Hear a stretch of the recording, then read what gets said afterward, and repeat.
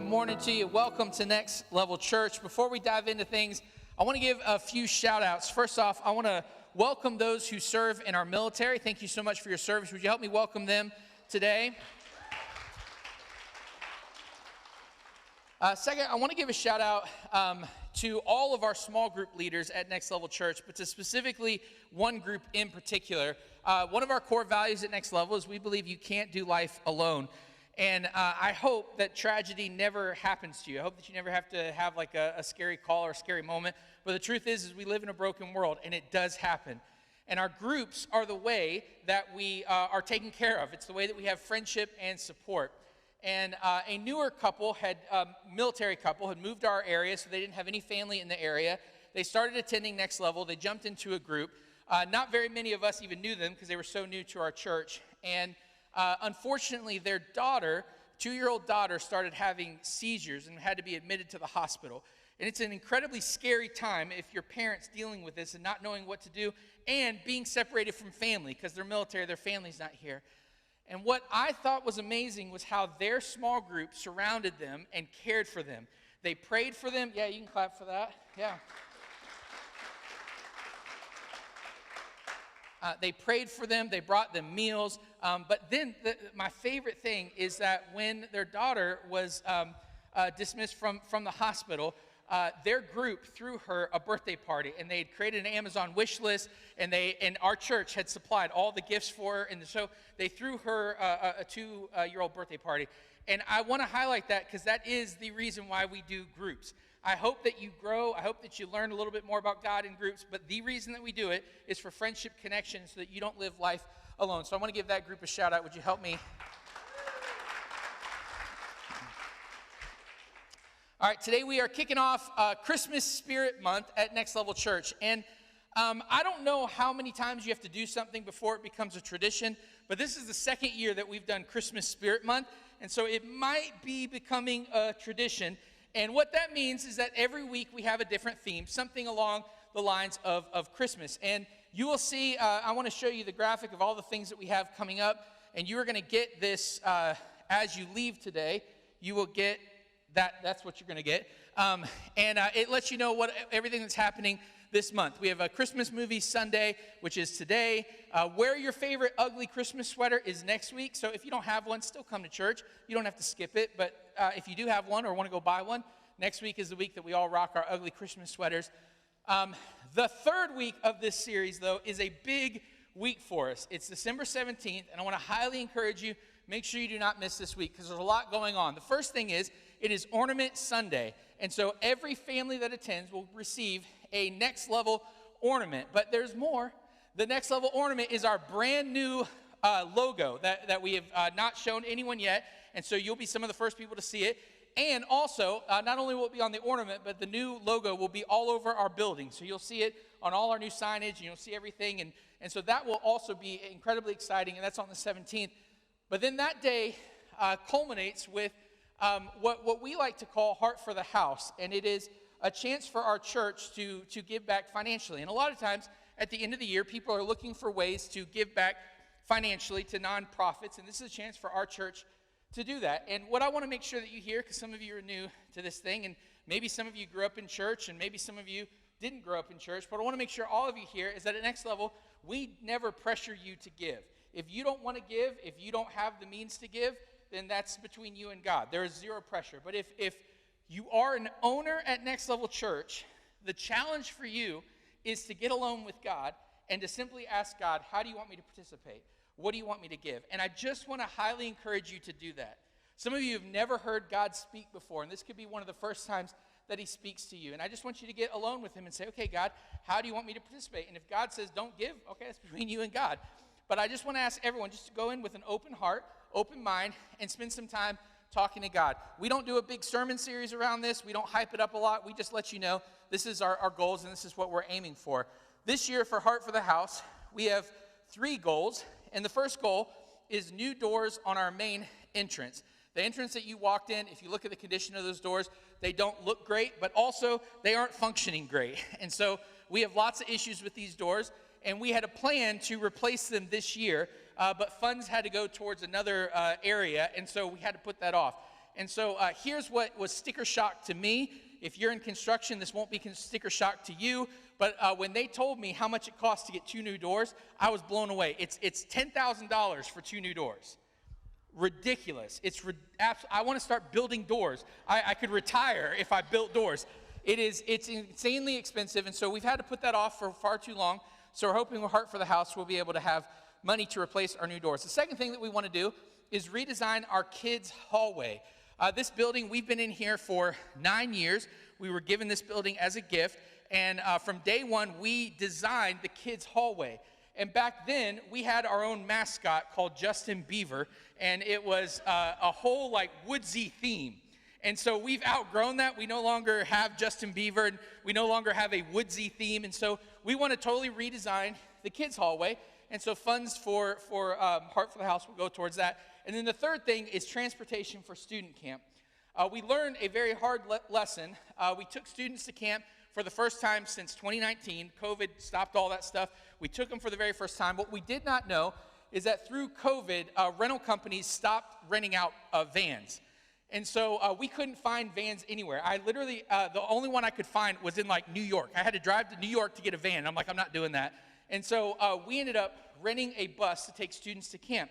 Buses are insanely expensive. And so now we want to take, this year, our goal is to take 30 students to camp. So we need a bus again. And what we don't want to do is hike the cost of camp up to pay for the bus. We want to keep camp as affordable as it can be. And so we're hoping that our church will rise to the occasion and will give towards that. So the total goal for us, for Heart for the House, is we're hoping to raise $30,000, and that will take care of all of these needs. But again, what I want to make sure that you hear is this is not a high-pressure thing at all.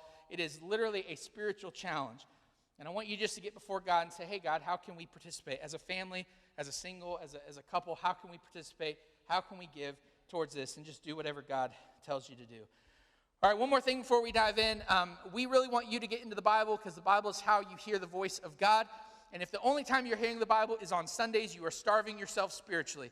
And so we want to make sure that you get into the Bible on a regular basis. And so we use an app called YouVersion, and there's a whole bunch of different Bible plans in YouVersion. There's prayers that you can, it's an amazing app. But in there, we pick a series to go along with our series that we're doing in here. And so for the month of December, there's a Christmas-themed series. If you don't already have a Bible study or a devotion plan to do, the steps to download YouVersion and find us in there are on the screen. And we welcome you to do the Christmas series with us through YouVersion. All right, so this week is Christmas Spirit Month at the movies. We are going to highlight a film. Now, here's the deal. If you're brand new to Next Level, then what you need to know is this started as a summer series where for 4 or 5 weeks, we highlight films. And I promise you, if you're new, we are going to get to the Bible. If you're like, hey, when do they actually talk about God in the Bible? It's coming, but we're going to look at some clips that illustrate what the Bible has to say. And this today is actually brought to you by some of you. Every summer we do this movie series called Movies Modern Day Parables, and it's a highlight for our church. There's lots of people who say it's their absolute favorite series that we do all year. And about 3 years ago, someone came to us at the end of that series and said, I love the movie series. My only complaint is you do it every summer, and so you never get to highlight any Christmas movies. And I absolutely love Christmas movies, and I think you should do something at Christmas time. So the last few years, we've highlighted just one Christmas film as a part of Spirit Month here at Next Level. And today's film, if I had to rank my top 3 favorite Christmas films, it would fall in the top 3. It is, in my opinion, a modern day classic. The film came out in 2003, and it was a massive hit. It cost $33 million to make, but it went on to make $220 million, and that's a lot of money. It's considered to be a modern classic, and it has been praised as Will Ferrell's best work. So without further ado, I present to you today's film, Elf. Check it out.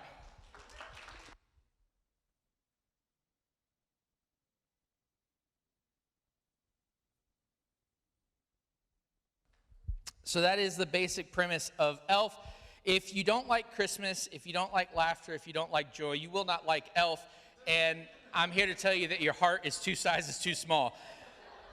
It is a very funny film. It's a film that my family watches every Christmas in order to prepare for Christmas.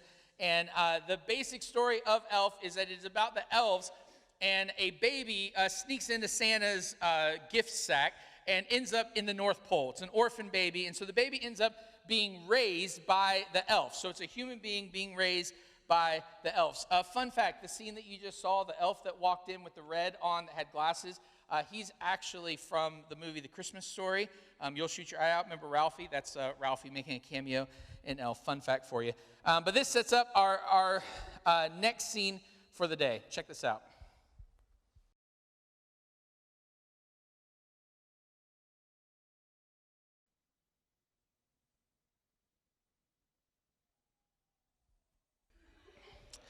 So we learn a little bit more about Buddy in that scene, but something that you may have missed, even if you've seen the film multiple times, something that is so crucial to the point of the film is the code of the elves. And it's easy to miss because they don't revisit it a lot throughout the film, at least explicitly, but implicitly the code is all throughout the film. And something that is important to the code is we need to ask ourselves, are elves joyful creatures because they're fairy tale creatures, or are they joyful creatures because of the code? What we learn is that Buddy is a human, and Buddy finds the same joy the elves. Why is Buddy so joyful? Because he follows the code, not because he's just an optimist or a positive person. So what is the code of the elves? Well, number one, treat every day like Christmas. Every day. And you see that throughout the film, that Buddy has this joy and excitement. Every day is not just any other day. It is an exciting day. Treat every day like Christmas. Number two, there's room for everyone on the nice list. You will meet jerks out there. You will meet some horrible people. But what keeps you joyful is remembering there's still space for them on the nice list. Redemption can happen. People can change. And then number three, the best way to spread Christmas cheer is singing loud for all to hear. So, in the film, if you haven't seen it, I'll try not to spoil too much for you, but Buddy learns accidentally that he's not a real elf, that he's a human, and that leads him to want to go to visit his dad. His mom has passed away. That's why he was in an orphanage. He never knew his dad, and so he wants to learn a little bit more about his dad, and he wants to visit America to experience what it's like to be a human, and that sets up our next scene. Check it out. So Santa reminds Buddy, some people have lost their way, but that doesn't mean they can't find it back. And that brings Buddy's joy back. He's upset that his father's on the naughty list, but now he's excited with the potential because there's always room for more people on the nice list. So Buddy ends up going to New York City. And something that I learned in researching for this film is the scene that you are about to see, excuse me, it involves very few extras. They essentially just released Will Ferrell in New York City and just filmed people's reactions. So a lot of the stuff that you see is just New Yorkers being New Yorkers. With that being said, check this out. So one of the main things that we see in the film Elf is that Buddy maintains joy despite his circumstances. And that's where we got to see Buddy living out the first rule of being an elf. Treat every day like it's Christmas. Everyone else is just walking past the revolving door. They're not seeing the potential for fun. Everyone else is just like, they're used to New York City. But he's bringing joy because he's living out this first rule, which is treat every day like it's Christmas. Well, Buddy ends up looking for his dad, and a whole bunch of different things happen. He ends up accidentally getting a job at a toy store in a department store, and that sets up our next scene. Check this out. So what we continue to see through the film is that Buddy has joy, and all the humans don't. Everyone he comes in contact with is grumpy. They've lost the Christmas spirit, but Buddy continues to treat everyone in a positive manner. And the reason is because he's living out the second code of being an elf, which is there's room for everyone on the nice list. Everyone you meet, no matter how grumpy they are, no matter how mean or angry they are, they're going through something, and there's room for them on the nice list. And then he lives out the third code, which is singing loud. The best way to spread Christmas cheer is singing loud for all to hear. And he continues to do that throughout the film. Now, I want to show you the next scene, and it is taking a break from Buddy showing joy. It's one of the very few scenes where Buddy actually gets upset, and he doesn't follow the 3 rules. And I am simply showing you this scene because it's my favorite scene in the movie, and it makes me laugh. Check this out.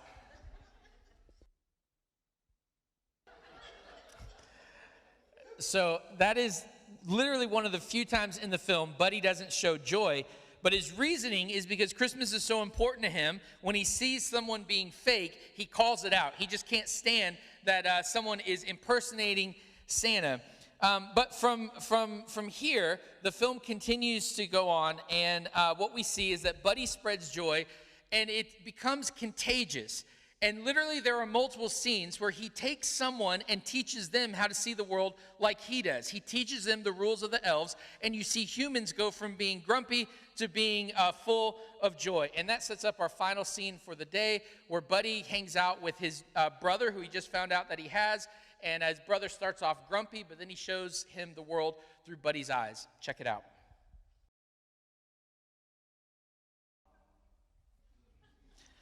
So there we see how Buddy's joy becomes contagious, and he literally just starts to transform the various human characters that we see in the film. And I want to show you that I don't think this was intentional of whoever wrote Elf, but this is a great illustration of something that Jesus said in the scriptures. We're going to start in John chapter 15, verse 9, and I want you to see how this illustrates what we just saw in the movie Elf. John 15, 9, this is Jesus talking. As the Father has loved me, so I have loved you. Now remain in my love. For Christians, our starting point is the love of God. And in the movie Elf, the starting point is the code. Who came up with the code? Santa Claus. And they all live out the code. And so here's what I want to make sure that you hear, because this is incredibly important for you maintaining your joy. Joy is not based off your circumstances. Joy starts with receiving the love of God. And if you've never received the love of God, can I just tell you, you've never received true love. You may have some feelings, you may have the emotion of love, but true love is when you are in the presence of God and you realize that you do not deserve his love, and yet he loves you anyway. That is the starting point. And Jesus says, hey, listen, if you think God is distant, if you think God is far away, if you think you can't relate to God, what you need to do is come see me, because I am the image of God. And I'm going to love you the way that God has loved me. So Jesus is really clear. As the Father has loved me, so I have loved you. And then he says, now remain in my love. The question that we need to ask is, how do we remain in the love of God? That's a great question. Thank you for asking. Jesus goes on to tell us in John 15, 10 through 11. This is how you remain in the love of God. If you keep my, there's an underlined word. Would you just say that out loud? 1, 2, 3. You will remain in my love, just as I have kept my Father's, the other time, command. Oh, that was kind of bad. It was my fault. It was my fault. It's on me. I didn't direct you properly. On the count of 3, read that underlined word. 1, 2, 3. And remain in his love. I've told you this so that my joy may be in you and that your joy may be complete. So Jesus says remain in the Father. How do we remain in the Father? We follow his commands.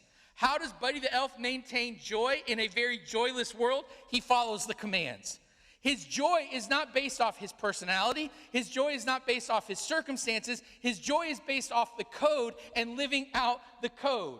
And did you catch what Jesus said? If you keep my commands, you will remain in my love. And if you remain in my love, then your joy will be complete. So how is our joy complete? By following God. Our joy is not based off our circumstances.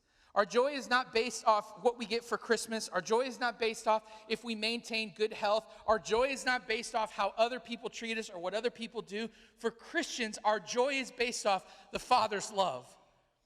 And we don't make decisions based off our emotions or what feels right. We make decisions based off the code. The code is how we decide, how should I treat other people? The code is how we decide, how should I react to these situations? If you're taking notes, which I encourage you to do, I encourage you to write this down. Joy is not the absence of pain, but the presence of God. In the film, what you see is that Buddy goes through difficult circumstances, but he maintains his joy. As a Christian, how can you maintain your joy? It's not based off what's going on around you. Because if you base your joy off your circumstances, then your joy is going up and down. Your joy is not based off you, it's not based off your circumstances, and it's not based off other people. Our joy is based off the Father's love for us. And when we follow his commands, we remain in his love. I like the quote by theologian William Jennings. He says, I look at joy as an act of resistance against despair and its forces. Joy in that regard is a work that can become a state, that can become a way of life. Joy transcends happiness in that it takes constant work and becomes a whole lifestyle. Joy takes constant work. Joy becomes a lifestyle. Joy for Buddy the Elf is a lifestyle. It's because he's following the code that he received from Santa himself. For Christians, joy becomes a lifestyle when we stop basing our happiness on our circumstances and we start basing it on the love of the Father. You don't have to like everything that happens to you.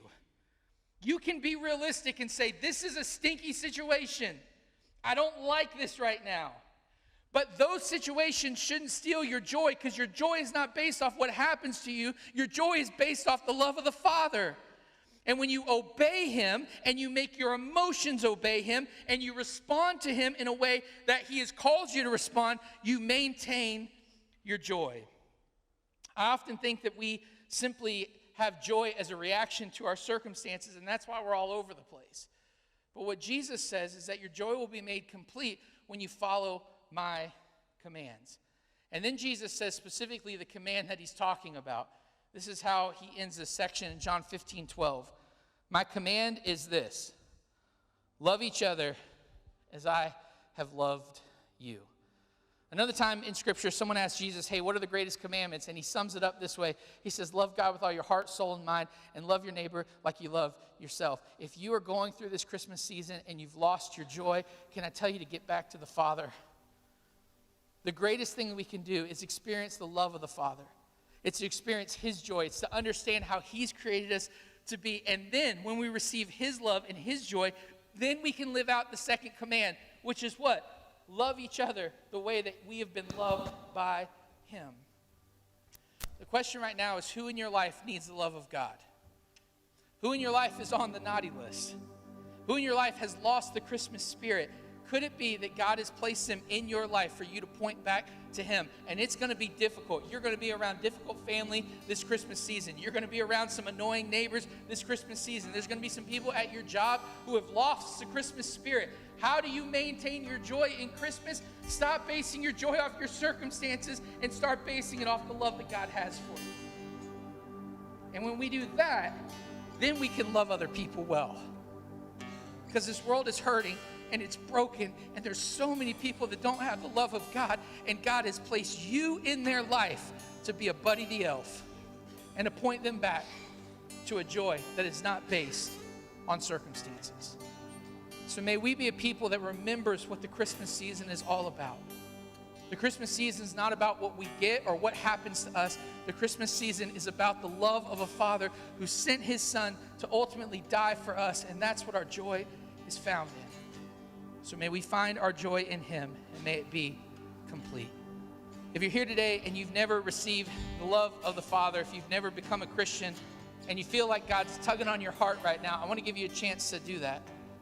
And it's maybe not a simple thing to do, to give your life to God, but how you do it is a simple thing. It's just a conversation with God.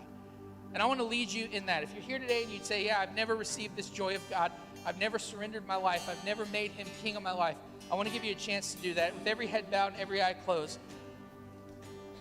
If you'd like to receive the love of God, if you would just repeat this prayer after me, just quietly in your heart. God, I receive your joy. Your joy is love. And God, I admit that I don't deserve your love. I admit that I'm sinful. And I thank you that you love me anyway. I receive you into my life now.